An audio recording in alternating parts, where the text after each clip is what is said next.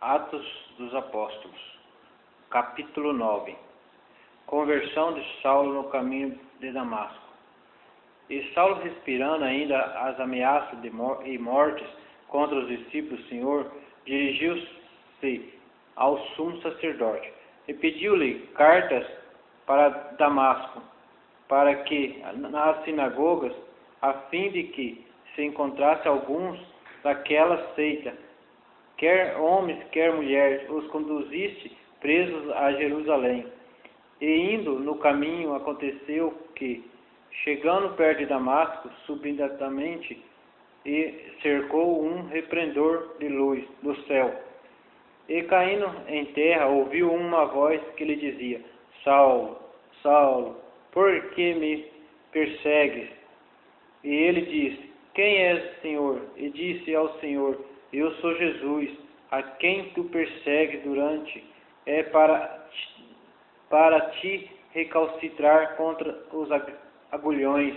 E ele, tremendo e atônito, disse: Senhor, que queres que faça? E disse-lhe o Senhor: Levanta-te e entra na cidade, e lá te será dito o que te convém fazer. E os varões que iam com ele pararam espantados, ouvindo a voz, mas não vendo ninguém. E Saulo levantou-se da terra e, abrindo os olhos, não via a ninguém. E, guiando-o pela mão, o conduziram a Damasco. E esteve 3 dias sem ver, e não comeu nem bebeu. E havia em Damasco um certo discípulo, chamado Ananias, e disse-lhe o Senhor em visão: Ananias. E ele respondeu: Eis-me aqui. E disse-lhe o Senhor: Levanta-te e vai à rua chamada Direita, e pergunta em casa de Judas por um homem de Tarso, chamado Saulo, pois eis que ele está orando. E numa visão ele viu que entrava um homem chamado Ananias, e punha sobre ele a mão para que tomasse a ver. E respondeu Ananias: Senhor, muitos ouve acerca deste homem, quantos males tem feito aos teus santos em Jerusalém, e aqui tem poder dos principais dos sacerdotes para prender e todos os que invocam o teu nome. Disse-lhe, porém, o Senhor: vai, porque este é para mim um vaso escolhido, para levar meu nome diante dos gentios, e dos reis e dos filhos de Israel. E eu lhe mostrarei quanto deve padecer pelo meu nome. Ananias foi e entrou na casa, e impondo-lhe as mãos, disse: Irmão Saulo, o Senhor Jesus, que te apareceu no caminho por onde vinhas, me enviou para que tornes a ver e seja cheio do Espírito Santo. E logo lhe caíram dos olhos como que umas escamas, e recuperou a vista. E levantando-se, foi batizado. O perseguidor é perseguido. Versículo 19. E tendo comido, ficou confortado. E esteve Saulo alguns dias com os discípulos que estavam em Damasco. E logo nas sinagogas pregava a Jesus que este era o Filho de Deus. E todos os que ouviam estavam atônicos e diziam: Não é este o que em Jerusalém perseguia os que invocavam este nome? E para isso veio aqui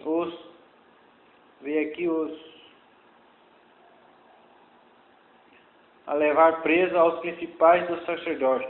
Saulo, porém, se esforçava muito mais, e confundido os judeus que habitavam em Damasco, provocando que aqueles eram o Cristo. E tendo passado muitos dias, os judeus tomaram conselho entre si para o matar. Mas as suas ciladas vieram ao conhecimento de Saulo, e como eles guardavam as portas, tanto de dia como de noite, para poder tirar-lhe a vida, tomando-o de noite, os discípulos e desceram dentro de um cesto pelo muro.